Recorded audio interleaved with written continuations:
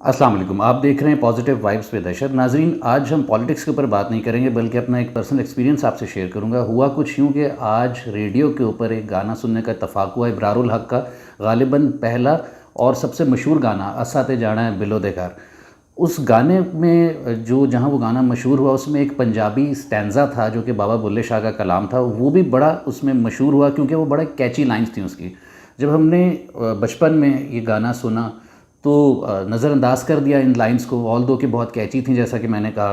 कुछ अरसे के बाद जब बुल्ले शाह का कलाम पढ़ने का मौका मिला तो ख़्याल ये आया कि बुल्ले शाह तो एक सूफ़ी शायर हैं, सूफ़ियाना कलाम है उनका। उनके कलाम में इतनी नेगेटिविटी कैसे है? तो बात करने से पहले उस कलाम के ऊपर उस गाने का स्टैंज़ा सुन लेते हैं जो कि इस कलाम पर मुश्तमिल है।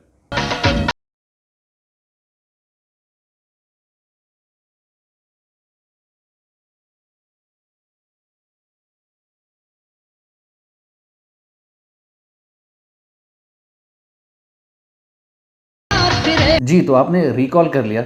अब गाने की धुन के हिसाब से कलाम के कुछ अल्फाज आगे पीछे किए गए, कुछ लाइनें में कमी बेशी की गई।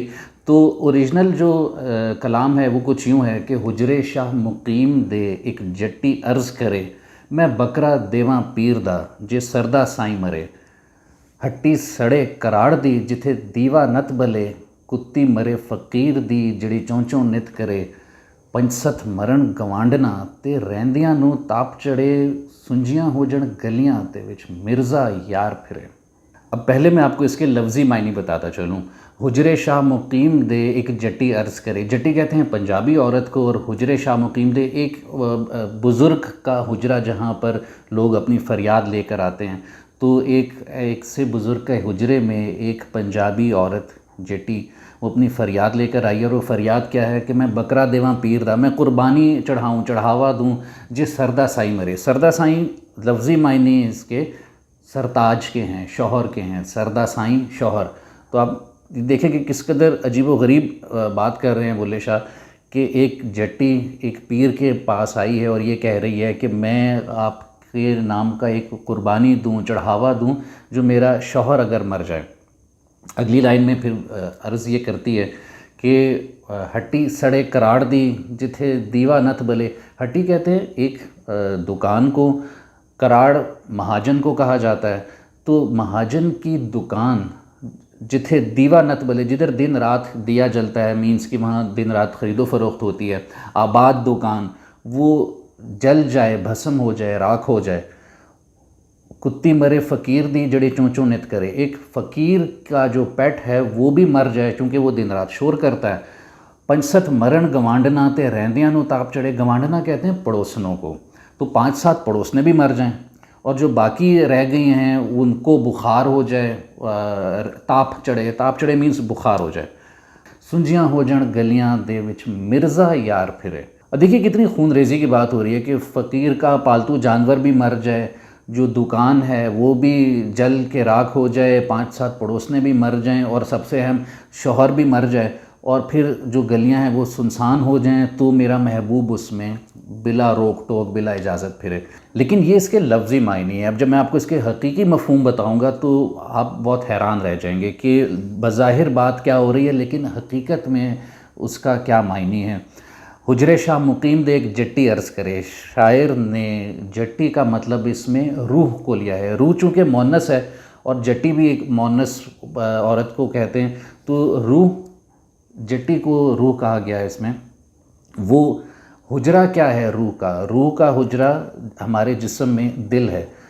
तो शायर कहता है कि मेरे दिल में मेरी रूह ये अर्ज़ी लेकर आई है, मैं बकरा देवा पीर दा जे सरदा साईं मरे। अब यहाँ पर सरदा साईं का मतलब शौहर नहीं है। सरदा साईं का मतलब शायर ने शैतान को कहा है। शैतान चूँकि दिमाग पे हमलावर होता है।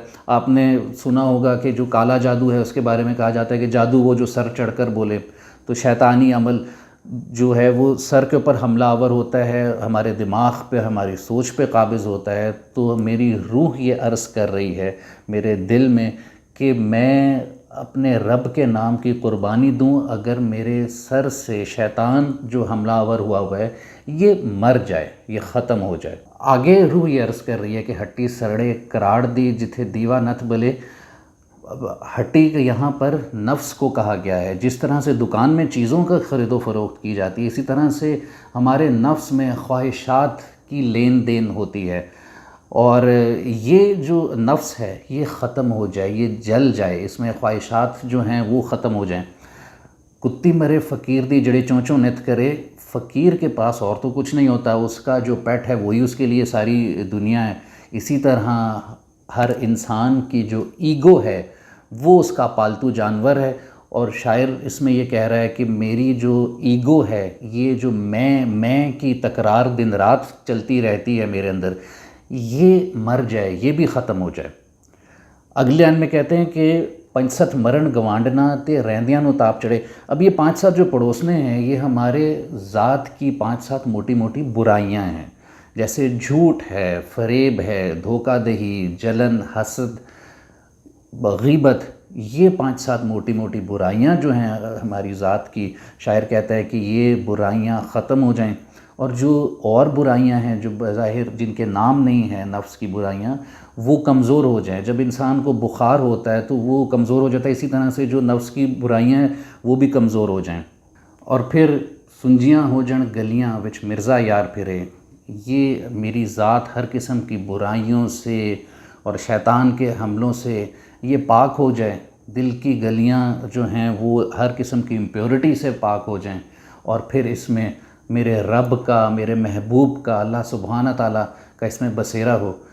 تو یہ اس کا حقیقی معنی ہے.